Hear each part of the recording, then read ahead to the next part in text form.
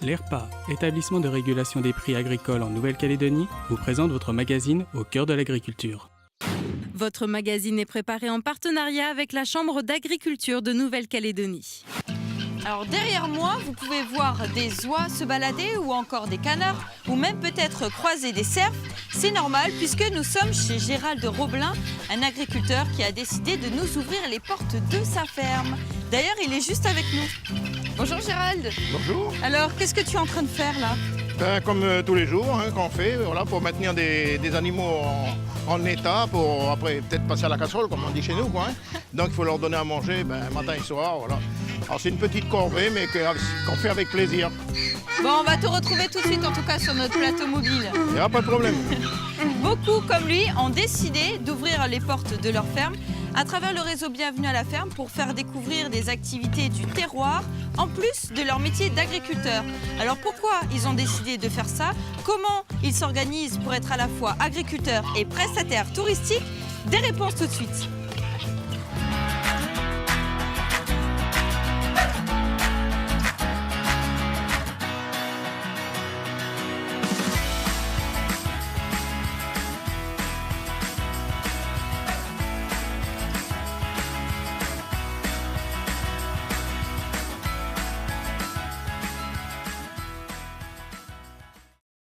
Bonjour messieurs.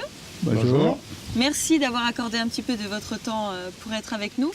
Gérald Roblin, vous êtes le président du réseau Bienvenue à la ferme. Exactement. Et vous êtes accompagné de Jean-Pierre Zenkuro, vous habitez à Pointe-Imier et vous êtes l'un des plus vieux membres du réseau Bienvenue à la ferme, c'est bien ça?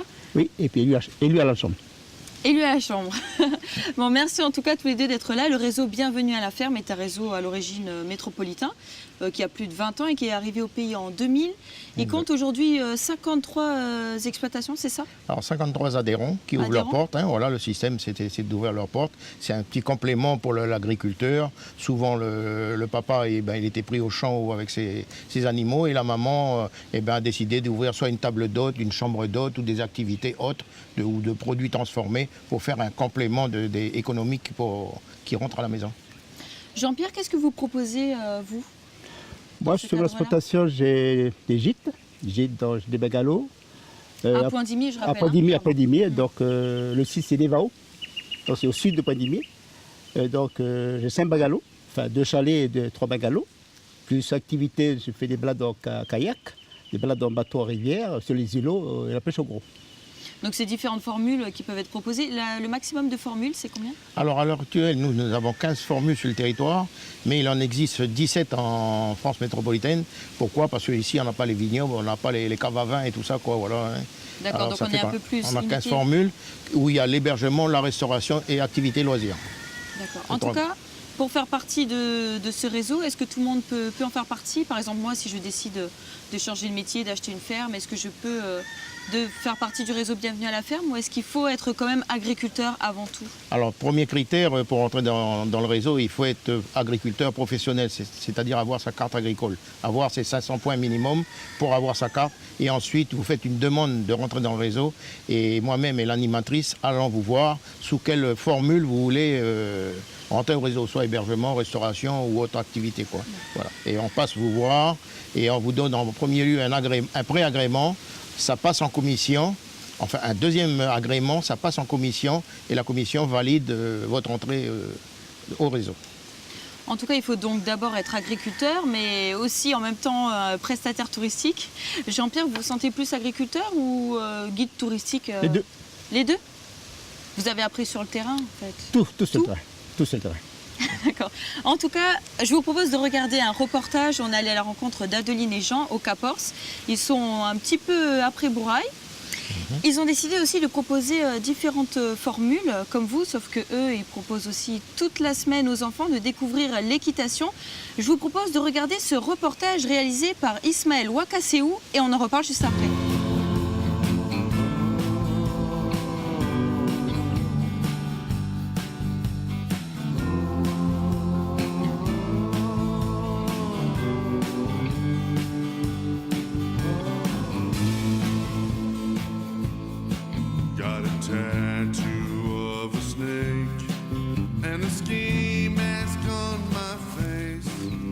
Voilà, donc là on se trouve dans le verger.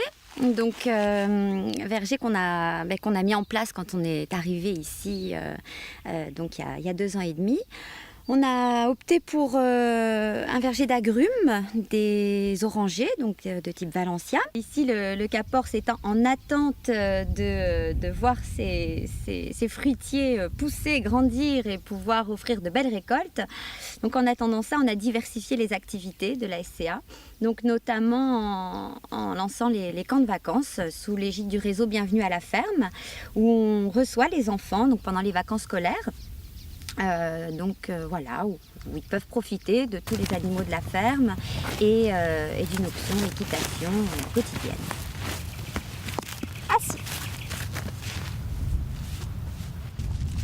Ce que je viens rechercher ici et que j'aime beaucoup, c'est que c'est vraiment un contact avec les animaux. Et c'est la campagne, il n'y a pas le bruit de la circulation. Et la propriété elle est grande, donc du coup je peux me balader avec les chevaux. Et c'est ma passion parce que ici du coup je peux en profiter vraiment à 100%. Et quand je veux, tous les mercredis par exemple, si je suis à cheval, tous les week-ends, c'est voilà. C'était important pour nous de recevoir des enfants en vacances ici, au sein du Cap-Ors. D'abord parce que j'ai une passion qui est l'équitation et l'enseignement de l'équitation. Et ensuite, ça nous permettait d'immerger les enfants dans une ambiance de vie à la ferme, sur une exploitation agricole. Et ça permet aux enfants un retour aux valeurs de la terre, des animaux. Et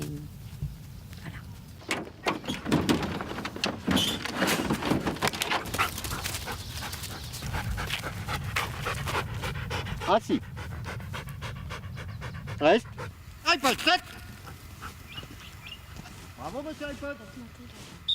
Alors, dans le cadre du réseau Bienvenue à la ferme, quand on reçoit les enfants, régulièrement on leur fait des démonstrations avec les chiens pour leur faire découvrir les différents métiers du chien, savoir les dresseurs de chiens, les gens qui font de la garderie et en même temps répondre à leurs questions.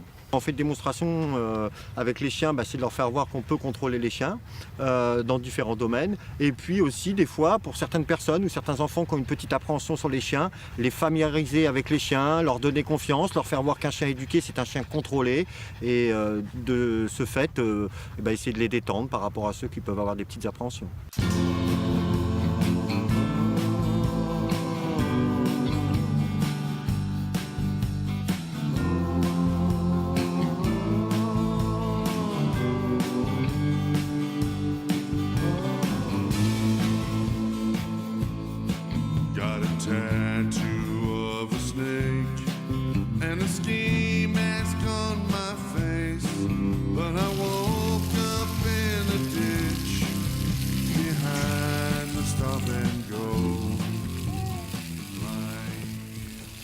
Je trouve que c'est vraiment bien de pouvoir comme ça s'occuper des animaux. C'est complètement différent que d'être dans la ville ou des trucs comme ça. Là, on peut vraiment les doucher, s'occuper d'eux, c'est vraiment bien. ce qui nous tient beaucoup à cœur, c'est bien, je crois, tout d'abord de déconnecter les enfants complètement pour une semaine, de leur permettre une immersion complète dans la nature, dans le monde rural et de retrouver les valeurs premières. En fait, le petit mot de la fin, c'est « Bienvenue dans le monde merveilleux du Cap-Ors ».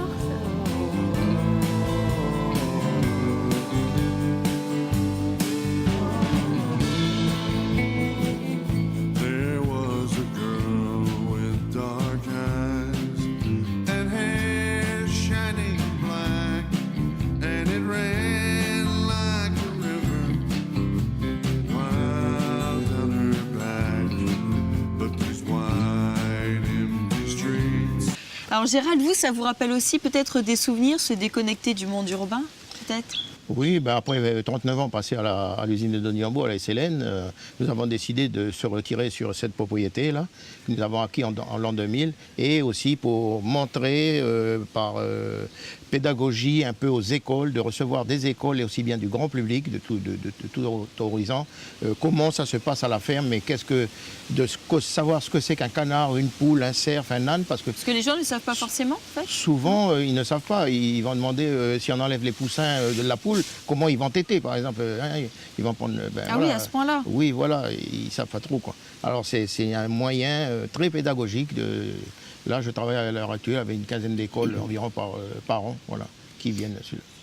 Et comment ça vous est venu d'apprendre un petit peu ce métier de professionnel du tourisme, en fait? Alors moi, comme il disait Jean-Pierre, lui, il est un peu agriculteur et puis prestataire touristique. Moi, je serais plutôt maintenant prestataire touristique un petit peu parce que ma passion, je veux la transmettre. Et j'ai appris ça un peu avec nos anciens, mes grands-parents, mes parents, et je me documente beaucoup sur des livres, aussi bien de botanique et tout ça, pour savoir vraiment la réalité. Parce que souvent, des fois, on dit c'est un arbre, mais c'est pas un arbre, quoi. Enfin bref, voilà. Il y a plein de choses à apprendre. Jean-Pierre, avant tout, vous êtes quand même agriculteur. C'était naturel pour vous d'en arriver à faire à proposer des formules, à faire découvrir un peu votre gîte? Non, on dit que l'homme est d'abord au champ et que la femme, c'est pour ça que c'est venu naturellement. La femme, elle fait des confitures ou elle profite des produits du champ pour faire à manger. Non, c'est une idée qui est venue à la tête comme ça, parce que, comme dit Gérald, moi aussi, je fais 20 ans nickel aussi. Hein. Je lui ai muté à Doniambo, je n'ai pas voulu, donc je suis retourné sur la propriété. Et puis, je me suis lancé à l'agriculture en 1999. Aucune formation, aucun matériel, etc., quoi. Et puis voilà, faire à mesure mes voyages à l'extérieur, en France, en Australie ou autre, ça m'a donné des idées de développer mon site. C'est pour ça qu'en 2010, j'ai commencé à faire le site touristique des bungalows, etc. Et ça vous a aidé financièrement parce que c'est quand même un complément de revenus non négligeable, les activités en plus déjà, au niveau de l'agriculture 99, ça fait 18 ans aujourd'hui. Aujourd'hui, je 70 millions de matériel, aucune aide. Au niveau touristique, 2010 aujourd'hui, je suis à 14 millions, aucune aide. Ça, c'est des fonds propres. D'accord, mais au niveau personnel, une fois que vous accueillez des gens, combien ça vous rapporte à peu près par mois le fait d'être membre du réseau Bienvenue à la Ferme? Par mois, si vraiment ça marche bien les bungalows, toutes ces activités, vous pourrez 300 000 balles. Là. C'est la moitié de votre revenu Ah oui. Donc c'est pas négligeable, oui, c'est vraiment une part vraiment importante. Donc il faut que je monte un peu ma structure parce que j'ai pas assez. Il y a une grande demande, là pour le mois d'octobre c'est plein. Là j'ai une demande un peu partout, c'est refusé quoi, parce qu'il n'y a pas assez de structure. Quoi. Donc je pense que c'est une structure à développer au niveau touristique. Si aujourd'hui il y a des gens qui sont intéressés, réseau bien à faire, ne pas hésiter quoi. Et justement, le réseau Bienvenue à la Ferme, est-ce qu'il aide dans ce sens-là au niveau... Ça rassure les gens qu'il y ait un complément financier? Alors, l'aide financière du réseau, non, ça n'existe pas. Il faut qu'ils aillent voir d'autres structures, tous les organismes qu'on peut trouver sur la place, aussi bien les banques ou autres, ou peut-être les provinces, des trucs comme ça. Voilà. Mais le réseau aussi, il peut par des connaissances qu'on a, l'animatrice ou moi, apporter certaines indications ou... De route à suivre, il ne faut pas trop s'égarer de la formule. Quoi. Mais les gens préfèrent quand même venir au réseau parce que c'est plus structuré? Ils viennent nous voir parce qu'ils nous font confiance, voilà, c'est bien structuré, parce que nous on travaille avec des chartes et tout ça comme en métropole, hein. Alors, donc c'est bien structuré et les gens préfèrent venir d'abord nous voir avant de les orienter vers d'autres structures. Hein. En tout cas, plusieurs formules sont proposées.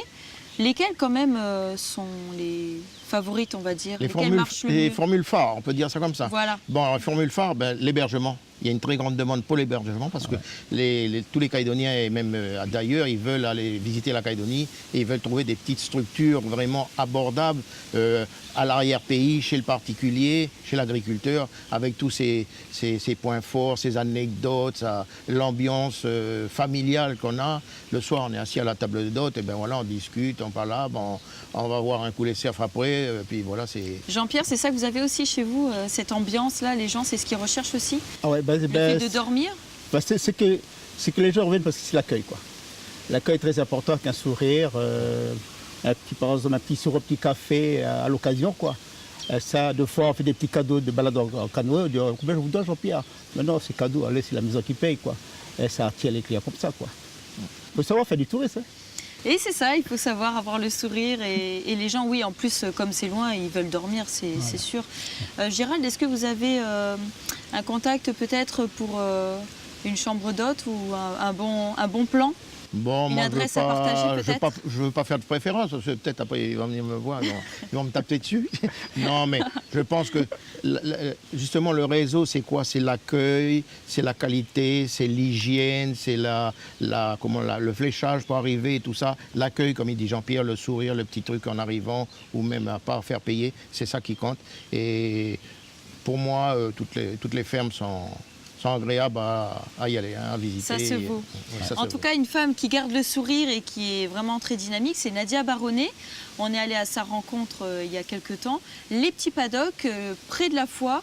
Vous verrez que chez elle, c'est la sécheresse. Donc, son activité de gîte, d'accueil, chez elle, elle fait manger les gens, donc elle fait vraiment des très très très bons plats et ça lui permet vraiment de subvenir à ses besoins.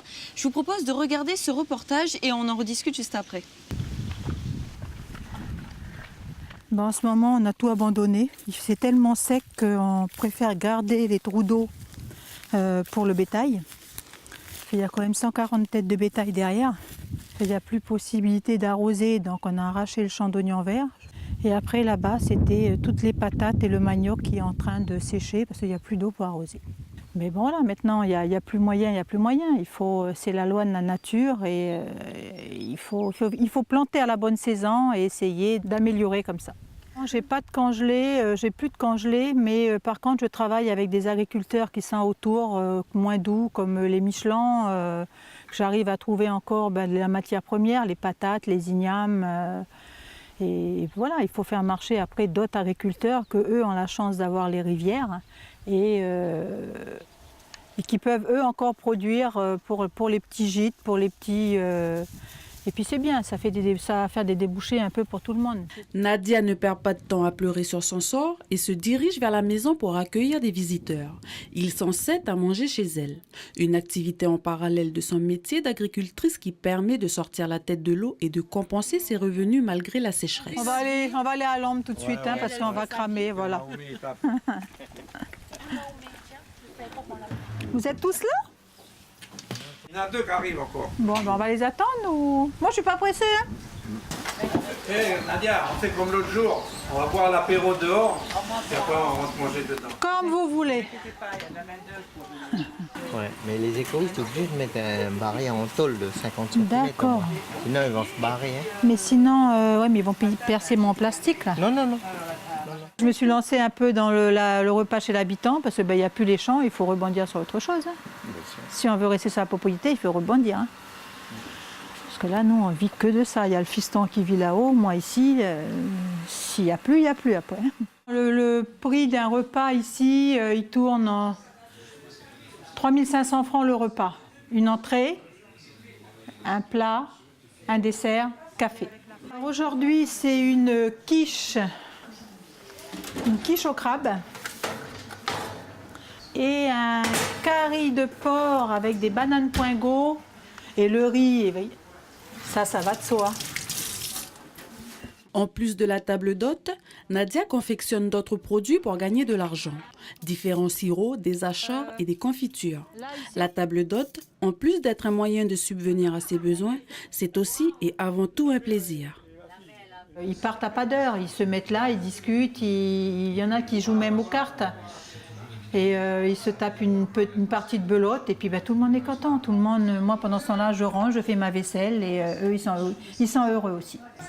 Et ça reste vraiment convivial, ça reste comme ces personnes qui sont là aujourd'hui, dès qu'ils ont un anniversaire, ils reviennent. Les plats, tu varies toutes les semaines? Tu proposes un menu par semaine en fait? Un menu par semaine, voire 2-3 menus par semaine. Tout dépend ce que je vais trouver dans le terroir. Avec l'aide de ses enfants, Nadia va continuer à recevoir du monde, partager de bons moments comme elle peut en attendant la fin de la sécheresse. Alors comme Nadia Baronnet d'ailleurs qui attire beaucoup de monde et qui vend que ce soit ses compotes ou alors même ses sirops d'orange, d'ailleurs moi j'en ai acheté, c'est vraiment délicieux. Les prix, est-ce qu'ils sont préétablis par le réseau Bienvenue à la ferme ou est-ce que c'est eux qui décident du montant? Non, alors pas du tout. Les gens sont libres de mettre les prix qu'ils veulent, hein, suivant ce qu'ils ont dépensé ou tout ça. De toute façon, s'ils mettent trop cher, eh ben, ils n'auront pas de clients, quoi, hein, voilà. Mais dans tous ces produits, ce qu'on leur demande, c'est surtout la qualité, hein, parce que nous, notre fierté, c'est avoir la qualité avant tout, hein, voilà.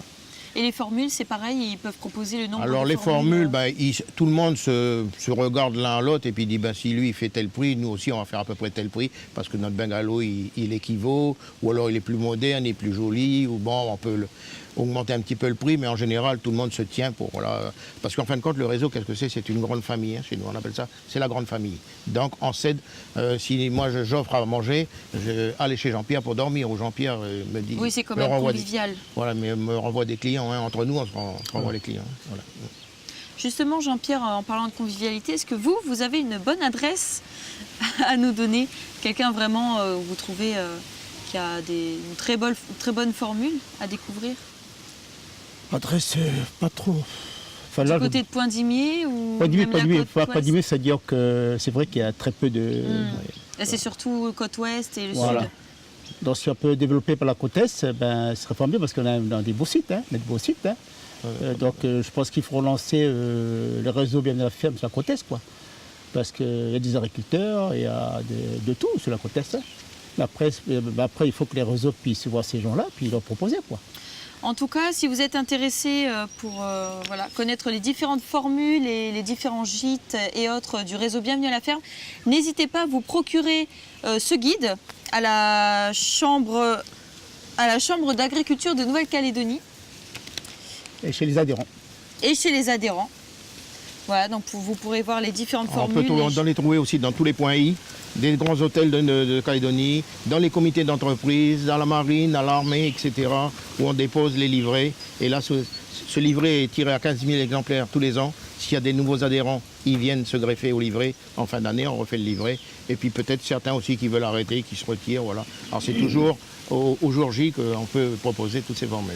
Bon, en tout cas, de très belles formules. Est-ce qu'elles vont évoluer à l'avenir, comme par exemple Jean-Christophe Niotou qui propose aux visiteurs de cueillir ses fraises pour les manger. L'avantage de Jean-Christophe, je le connais bien, c'est mon cousin. Alors lui, voilà, il a toutes ses installations de production hors sol, salade, tomates et tout ça. Et ça, c'est une bonne formule comme on fait en France d'aller cueillir plein champ, quoi. Hein, voilà, c'est à Farino. Les ingrédients, ça c'est Farino. Jean-Christophe se trouve à Farino. Voilà, exactement. Est-ce que le woofing, ça vous dit quelque chose? Oui, alors ça, c'est des gens de passage qui veulent travailler un petit peu, puis être logés, nourris, voilà. Bon. Alors ça, c'est à nos gars de décider, c'est eux, chaque agriculteur décide s'il en prend ou il n'en prend pas. Hein. Mais ça, c'est pas... Mais c'est pas très répandu, c'est-à-dire que c'est la personne qui décide de travailler au champ et en échange, il y a le gîte et le couvert offert. Oui, mais non, alors chez nous, c'est pas tellement répandu encore, hein, voilà. Ça commence à arriver, mais bon... Et le public, non, il n'est pas en demande de ça, justement. Ça, c'est encore plus proche de l'agriculteur. Non, vous, ça ne vous intéresse pas, Jean-Pierre? Non, ça ne m'intéresse pas. Donc, moi, par contre, j'ai des touristes qui viennent planter des ignames avec moi, qui arrachent des ignames avec moi. Donc, ils participent, Ils participent. Après, le soir, on fait un petit bougnet ensemble. Ils plantent les ignames et tout ça. Ils plantent, voilà. Et puis le soir, on fait un petit bougnet à la marmite pour dire qu'est-ce que c'est l'igname, quoi. Voilà. D'accord, dans ce sens-là, mais pas non plus non. tous les jours. D'accord. Non, pas tous les jours. C'est le principe de découvrir. C'est à l'occasion, quoi. À l'occasion. Voilà. Merci en tout cas, messieurs, d'avoir été là avec nous. Merci. Merci. Et puis, on conseille bien sûr aux gens de venir découvrir les différentes formules du réseau Bienvenue à la ferme. Parce qu'il y a beaucoup à voir et à découvrir, et c'est vraiment l'authentique. L'authenticité, oui, c'est ça que les gens recherchent. En tout cas, l'émission touche à sa fin. Vous avez les bonnes adresses pour préparer vos prochains week-ends. Et moi, je vous dis à bientôt.